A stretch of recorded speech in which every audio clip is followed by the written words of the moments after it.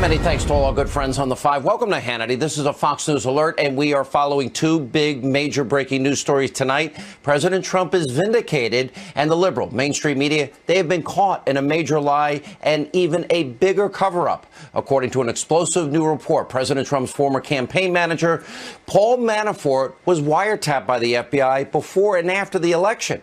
Plus, President Trump restores American leadership on the world stage. He gives a powerful, profound speech to the UN. The commander-in-chief earlier today stood up for American values, issued a very stern warning to North Korea, and he did put the Iranian regime on notice. He also promised to defeat radical Islamic terrorism. We have that and so much more in tonight's breaking news opening monologue. All right, President Trump has been proven right about wiretapping, and guess what? The all-knowing, holier-than-thou, destroy Trump propaganda media has been caught in a massive lie and a major cover-up. Now, the mainstream media has been misleading all of you, the American people, for months and months about this story. So tonight, we will once again do their job and set the record straight so you have the facts. Now, according to a new report, former Trump campaign chairman Paul Manafort was in fact wiretapped by the FBI under FISA court warrants before and after the 2016 election. Now, according to reporting, the FBI was monitoring Manafort over concerns that he was communicating with, quote, Russian operatives. But what's even more disturbing is this. Manafort was under surveillance earlier this year when he was known to be communicating with President Trump. Manafort earlier tonight put out a statement and is demanding an investigation into how this information was leaked to the press, and he's also calling for the Obama administration's surveillance of a political opponent to be investigated also. And also tonight, the DOJ did say earlier this month there was no evidence that President Trump was directly targeted for surveillance, but they didn't specify if the president was incidentally caught up in this Manafort wiretap. So for all of you lazy, overpaid, ideological, liberal, mainstream media people out there, you have now been exposed for the frauds you are yet again. And as we've been saying, the biased press, they're not interested in reporting the truth and fact. They only care about smearing and delegitimizing President Trump, and this is more evidence. And after President Trump tweeted back in March 4th, that he was wiretapped by President Obama or people in his administration, the Destroy Trump media lost it. They were viciously mocking and attacking him. Watch this. The bottom line is, and always has been, there is no evidence that Donald Trump was wiretapped by Barack Obama.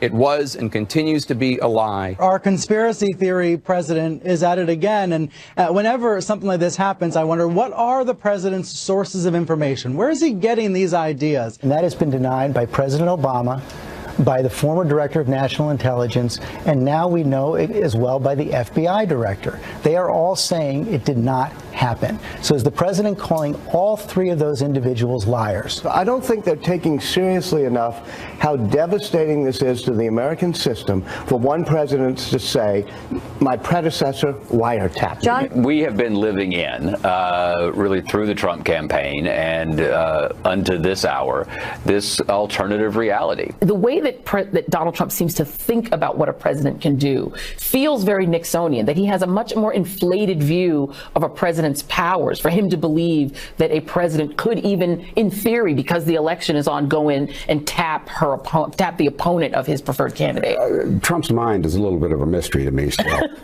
The conspiracy theory media lies to you again. Now, this is not surprising, considering the left-wing media, it's like an echo chamber. They all find one topic to attack the president on, and they repeat and repeat and repeat the same talking points. This is beyond pathetic, predictable, frankly dangerous in a lot of ways. Now, while the media was going after President Trump, on this program, well, we actually tried to find out the truth. Remember, this was March 4th when the president tweeted. On March 8th, on this program, Circa News' Sarah Carter, John Solomon, they were reporting that Trump's communications could have, in fact, been caught up in this FISA warrant that was in effect in October. We were way ahead of the curve. Here's what Sarah Carter told us back then. Now, there was also a separate FISA. It was an overall FISA, and I don't have as much information on that. That FISA, though, was a general FISA that covered the whole Russian hacking investigation. What we don't know is who was connected to that FISA. What was that FISA looking at? And that is very highly classified. Nobody wants to talk about that particular FISA right now. There is a distinction between a FISA and then a wiretapping, but they did tap. I mean, they were looking. So the truth was staring all these so-called journalists in the face the entire time. They never followed up on that story. Remember, Sarah Carter, John Solomon, they did all the legwork for them. Of course they didn't. It doesn't fit their narrative, their ideological agenda. They'd just rather repeat each other's lies and conspiracy theories than report the facts and explain what's really going on, something you deserve. And after breaking this story, well, some of the anchors over at the fake news network CNN, even now, they finally are having to start to admit that President Trump was right the entire time. After March 4th this happened. Take a look. Hold on a second, Maggie, because I do think it sounds like the president was right. If Paul Manafort has a residence in Trump Tower and Paul Manafort was being surveilled and wiretapped, Trump Tower was wiretapped. No, it was not. I'm sorry. I mean, how do you know? Well, I don't know, but I know that what we know so far does not indicate that Trump Tower, my lines, as he put it, were, unless you were saying that he owns every single thing in Trump Tower. Yeah, that is what he's saying. The president came out about this, right? We all remember those tweets on March 4th. Let me just read them again for anyone who's forgotten. Terrible. Just found out that Obama had my, quote, wires tapped in Trump Tower just before the victory. Nothing found. This is McCarthyism. He continued, how low has President Obama gone to tap my phones during the very sacred election process? This is Nixon Watergate. Bad, open parentheses, or sick guy. He was derided for this. But, Mark, is he somehow vindicated tonight? So when will other members of the establishment destroy Trump media? When are they going to come forward and admit they had it wrong? Now, there's a very important fact in this story that cannot be ignored, and that is Obama's former director of national intelligence, James Clapper. He denied on Meet the Press back in March that there was ever any wiretappings of President Trump or his campaign. And he also said there was no evidence of a FISA court warrant. Listen to what he says. Watch this. For the part of the national security apparatus that I oversaw as DNI, there was no such wiretap activity mounted against the president-elect at the time, or as a candidate, or against his campaign. There is no FISA court order. Not to my knowledge. Of anything at Trump Tower? No. Wrong and shocking. Now, Clapper needs to be hauled in front of Congress, and he needs to be ordered to testify under oath about everything that he knows and how he went on television and said something that's not true.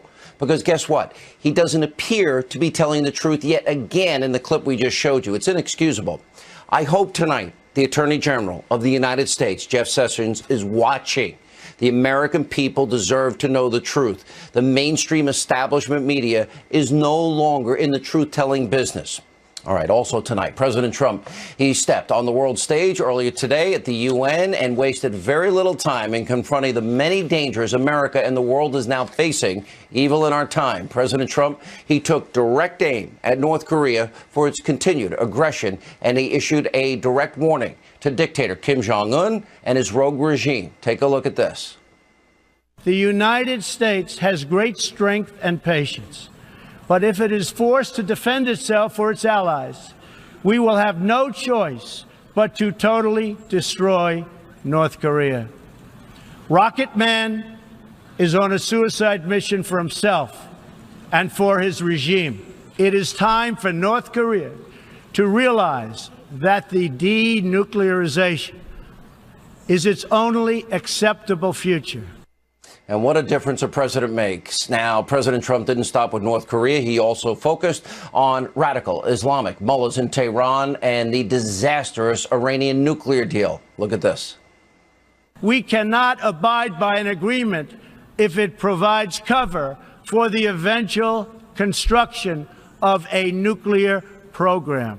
The Iran deal was one of the worst and most one-sided transactions the United States has ever entered into. Frankly, that deal is an embarrassment to the United States, and I don't think you've heard the last of it. believe me. Now, that deal is an embarrassment to the United States, and we've not heard the last of it. Now, this is what leading on the world stage actually looks like. President Trump refused to appease and capitulate to countries like Iran and the hate America crowd in North Korea, countries that want to see Israel wiped off the map. In fact, President Trump is receiving very high praise for his very bold and direct address. The Israeli Prime Minister, Benjamin Netanyahu, said it was the most bold, courageous speech he's ever heard at the United Nations. Now, President Trump also outlined his plan to defeat radical Islamic terrorism and called on other countries to ramp up their efforts in that fight, modern-day evil. And I've got to say, it's beyond refreshing and encouraging to have a president who is not afraid to call out radical Islamic terrorism by name. Remember, only a couple of years ago, President Obama did the exact opposite at the UN and actually said that Islam is the religion of peace. Well, for some, yes, but for many, no. And finally, during the major speech, President Trump defended American sovereignty by declaring he, as president, will always put America first. Now, later in the program, we will have Ambassador John Bolton, and in an exclusive interview tonight, the president of Egypt.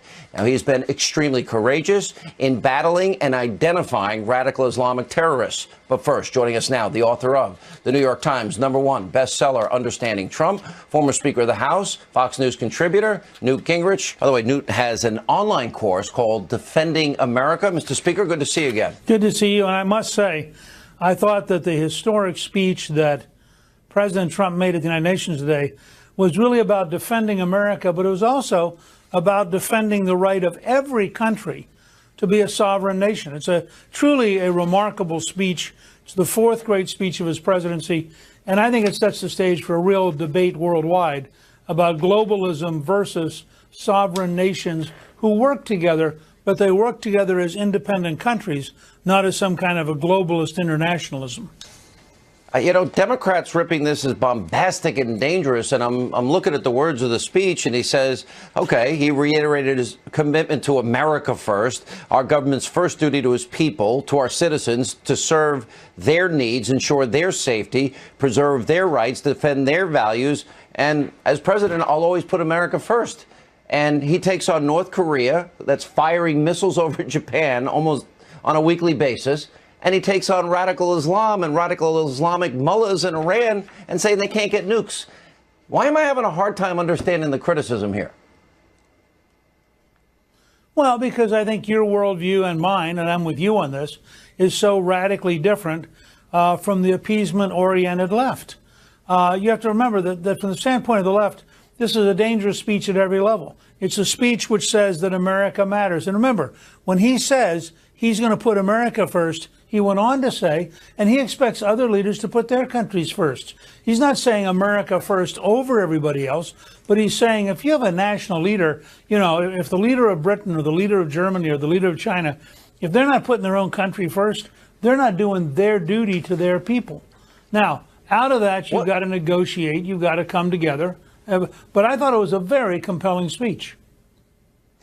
Mad Dog Mattis, General Mattis, said that the U.S. may have a secret weapon to neutralize North Korea. When he was pressed, why are you laughing? When he was pressed further, he said, well, he talked about, I don't want to get into it, when he was talking about kinetic options.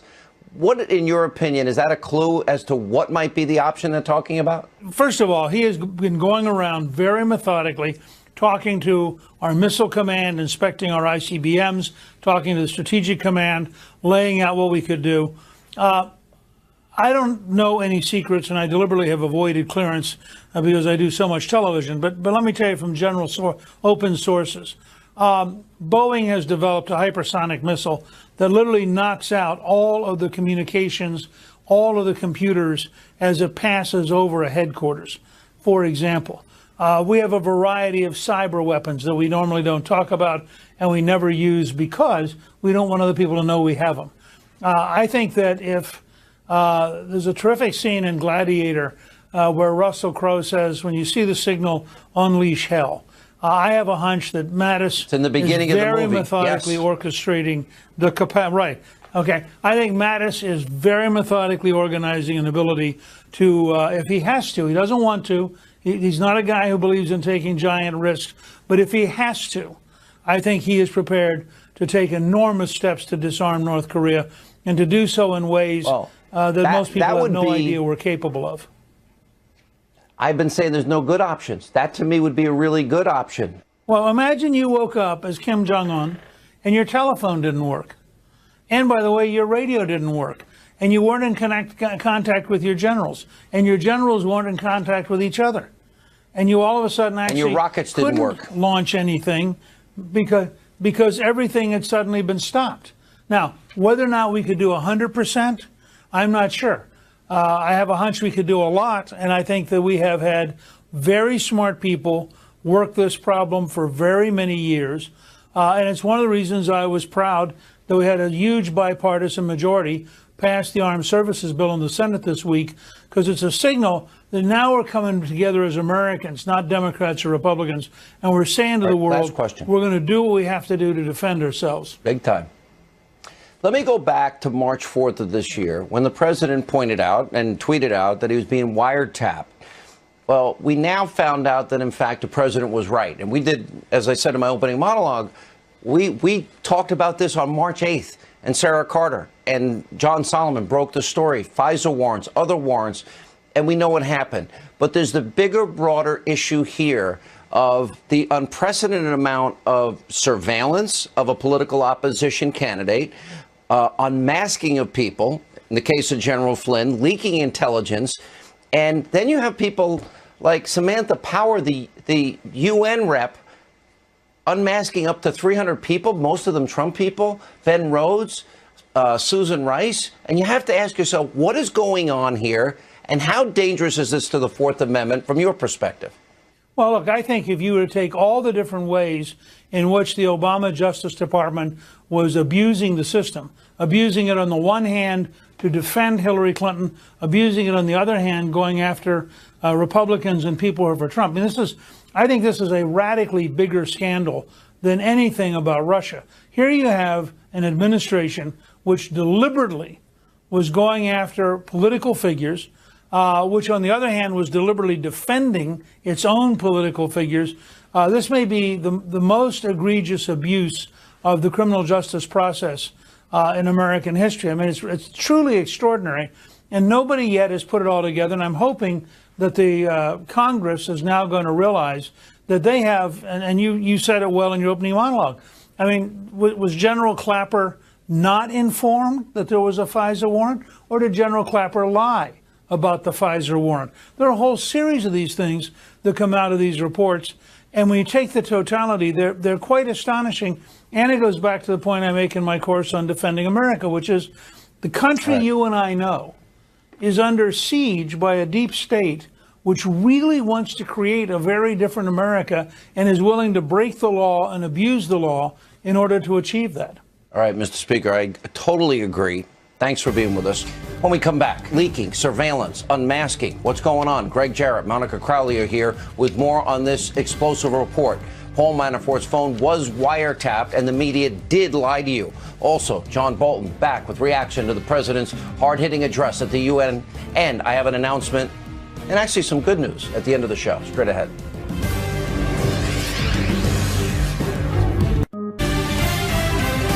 Welcome back to Hannity. So according to reports, former Trump campaign chairman Paul Manafort was actually wiretapped by the U.S. government before and after the presidential election. So on this new information, does it vindicate what the president tweeted out on March 4th about wiretapping? Joining us now, Greg Jarrett. He has a new op-ed out. It's entitled "Sessions Should Resign, but Not Before Taking Action Against Clinton, Comey, and Rice." And also joining us is conservative commentator Monica Crowley is with us. Monica, let me start with you. All right, the media is so wrong again. And they basically say, oh, the president has no facts, no truth. We reported this on this program on March 8th. We were right, they were wrong. Now, for example, CNN reports it, but they don't admit every one of their reports was dead wrong. When do they ever take responsibility for fake news, false reporting? Well, don't hold your breath, Sean, on that one. Look, I have long said that with this president, there's almost always a method to his madness. Almost. Not always, but almost always. And at the time when he put out that tweet that he and Trump Tower were wiretapped by the Obama administration and by its surrogates, all hell broke loose, right? And I kept warning my liberal friends, do not jump all over this, because obviously the president knows something that we don't. And now it's clear, according to this report, that at least Paul Manafort, who, by the way, not only worked at Trump Tower, but lived at Trump Tower, was under surveillance by the government. Now, let's not get it too far ahead of ourselves, Sean, because we don't know what the surveillance turned up. We don't know whether Manafort's conversations with the president were, in fact, intercepted as part of this surveillance. And we also don't know what Robert Mueller's endgame might be. So we don't want to get too far ahead of ourselves, but it does look like, in fact, the president knew what he was talking about and was correct when he put out that tweet. You know, and rightly, Greg Jarrett, obviously surveillance took place here. And Manafort saying tonight, hey, release them. We have discussed in detail all of the issues involving intercepts, leaking, unmasking. Why would Samantha Powers and Susan Rice and Ben Rhodes, to the extent they're spying on an opposition candidate? But here's my broader question. Assuming all of that is true, now we're back in a situation which goes to your column today. I'm trying to understand 11 months of Russia, no evidence, and they now have investigative creep.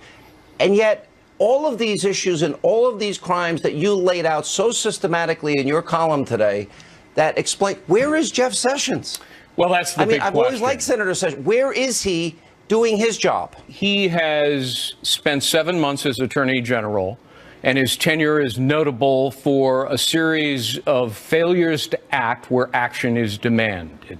And he has done nothing about James Comey or Hillary Clinton or Susan Rice. He can appoint a special counsel to do it, a second special counsel. You can't count on Mueller to investigate Comey, for example.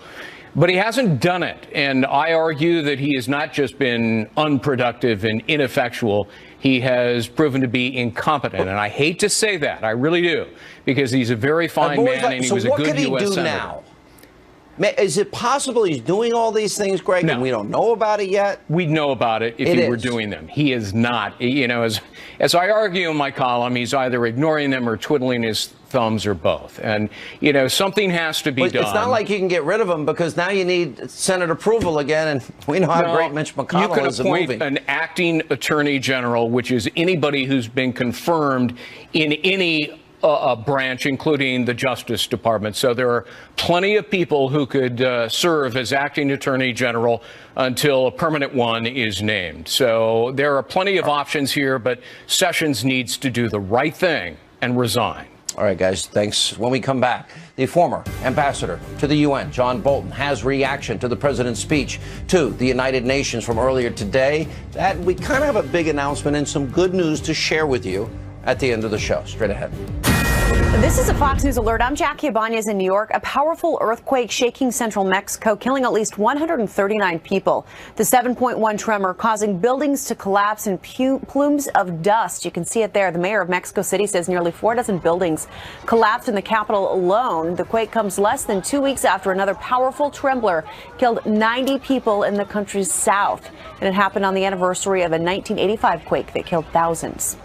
And stern warnings as Hurricane Maria barrels toward Puerto Rico right now. People living in wooden or flimsy homes are urged to seek shelter or risk losing their lives. Maria, a Category 5 hurricane, is packing 175 miles per hour winds. The National Hurricane Center says it could grow even stronger. The storm has already left widespread damage across the Caribbean islands. 1 person died on the French island of Guadeloupe and 2 others are missing. I'm Jackie Ibanez. Now back to Hannity. It is far past time for the nations of the world to confront another reckless regime, one that speaks openly of mass murder, vowing death to America, destruction to Israel, and ruin for many leaders and nations in this room. The Iranian government masks a corrupt dictatorship behind the false guise of a democracy. President Trump's historic speech at the United Nations from earlier today, where he condemned the rogue regime in Iran. Joining us now, Fox News contributor, former U.S. ambassador to the UN, John Bolton. All right, so ABC fake news first reaction is, oh my gosh, this is bordering on a threat of war crimes by the president. Then the Democrats say it's bombastic and dangerous. And then I look at the one adult that's been on the world stage that has understood evil in our time, Prime Minister Netanyahu from Israel, and he said, you know what, in the over 30 years that I've been listening to speeches at the UN, in my experience, I never heard a bolder and more courageous speech, he said, and the president spoke the truth about the dangers that face this world. Well, that was my interpretation, which obviously is a little different than the corrupt media and the Democrats. Look, I thought it was a great speech. I thought in particular the way he addressed the nuclear threat of North Korea, the nuclear threat of Iran were outstanding. You cannot be a great statesman. You cannot lead the United States unless you face reality. And the reality that President Trump faces is there are no good options because of 25 years of mishandling the North Korean and Iranian threats. And I think he put it right to the people in that hallway at the General Assembly. And I think he made the best case he's made so far to the American people about why these threats need to be dealt with. You know, it's funny because earlier you said it was the best speech in his presidency. I asked Newt earlier tonight, I asked, well, what about this kinetic option? And he gave a pretty good explanation about military capabilities that most Americans have no knowledge of, which they should. I should not know about it. But if the speaker described it correctly, where we could wipe out all communications and everything that Rocket Man Kim Jong-un, as the president calls him, has at his avail, that to me would be the one good option that nobody's talking about. True or false? True. Look, the president said expressly with respect to North Korea, but it was clear he meant it for Iran too, that denuclearization is the only option. That is to say, we're not going to live going forward with either of these countries having a nuclear capability. So they can either give it up voluntarily, which isn't going to happen. That's what the last 25 years proves. Or we can change the regime, and there are possible ways of doing that. Or we're going to deal with the nuclear weapons through military force. The concern specifically with respect to Korea about the use of force is the retaliation that North Korea might undertake. And I think a large part of the planning that has gone on at the Pentagon before and is going on now is how you minimize North Korea's capability to retaliate, because the president's job, look, we're very concerned about North Korea and Japan. We should be. But the president has got to be concerned with American citizens first. And I think that's the lesson that comes out of this speech. It was very clear that if his objective is to denuclearize these two countries, time is running out to do it peacefully.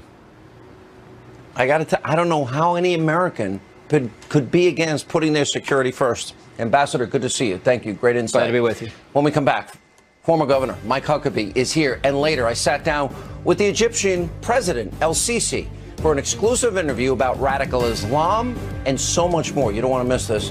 Straight ahead. The United States will forever be a great friend to the world, and especially to its allies. But we can no longer be taken advantage of or enter into a one-sided deal where the United States gets nothing in return. More of the president's speech at the UN today. Joining us now, Fox News contributor, former governor of Arkansas, Mike Huckabee. You know, it really is an amazing compare-contrast. It's not an apology. It's not appeasement. It is a direct response to the evil of this generation. And the fact that people on the left don't appreciate that, I'm trying to understand what it is they would want, because bribing Kim Jong-un's father, Kim Jong-il, didn't work. Bribing the mullahs in Iran will not work. And anything short of appeasement, they seem to find offensive. Your reaction? His speech today was bold, and it was a mark of clarity. But more importantly, Sean, this wasn't a rally. This wasn't one of those rallies that he would give in Phoenix or Springfield, Illinois, or even Missouri. This was directly to people who didn't like him, who didn't want to hear his message. And he said it to their face. This was a gutsy speech.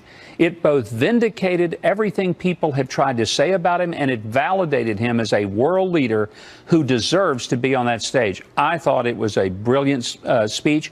And I frankly think that when he called Little Kim Rocket Man, that was a very powerful moment, because he didn't try to go up there and play the role of the diplomat, because diplomacy sometimes is a bunch of people pretending to be polite. I was like, he just spoke to him. I was like, cue Elton John. I think, you know, we have music that can accompany that line. But it's also him being him, which I think is so important for anybody to be successful in whatever they do. You got to be yourself. I want to go to the other issue, top story tonight, and that is that we did learn the president was right back in March, early March, when he said Trump Tower was being surveilled. We reported it on the 8th on this program of March, and we had pretty much incontrovertible, overwhelming evidence.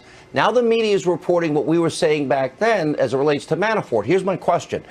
We give our intelligence community, I love these guys, we give them the most powerful weapons to fight back against the evil in our time. And if they weaponize, if they use these weapons against the American people, we will have no Fourth Amendment rights and no Constitution. Because that means they are surveilling the American people. They're not getting a warrant. It's illegal search and seizure. And we keep hearing about it again and again with the surveillance, unmasking and leaking of intelligence, and nobody seems to be dealing with it.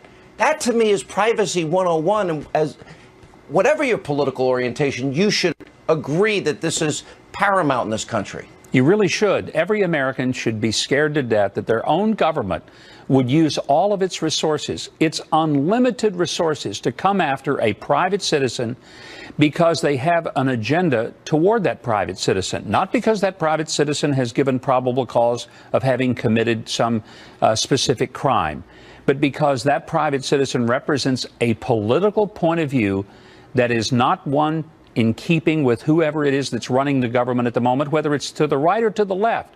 Sean, we lose this great republic if that should become the norm in this country. We can't let it happen. All right, Governor, good to see you. When we come back, yesterday, I sat down with the Egyptian president, El-Sisi. I asked him, how do we combat radical Islam? And a big announcement and a little bit of good news straight ahead. It's like... Welcome back to Hannity. So earlier today at the UN, the Egyptian president, well, he addressed the United Nations. Yesterday, I sat down with President El-Sisi to talk about how his country is helping to fight radical Islamic terrorism and much more. I think you'll find this interesting. Watch this. Mr. President, it's a great honor to have you. Welcome to the United States. It's a pleasure to me. Thank you very much. Thank you. You took one of the more courageous stands I'd ever seen on the world stage as it relates to radical Islam. And I want to remind our audience what you said. And you gave a speech, and it was translated. And you were talking about the Islamic world and the destruction of the rest of the world. And you said, you raised a question. You said, is it possible that 1.6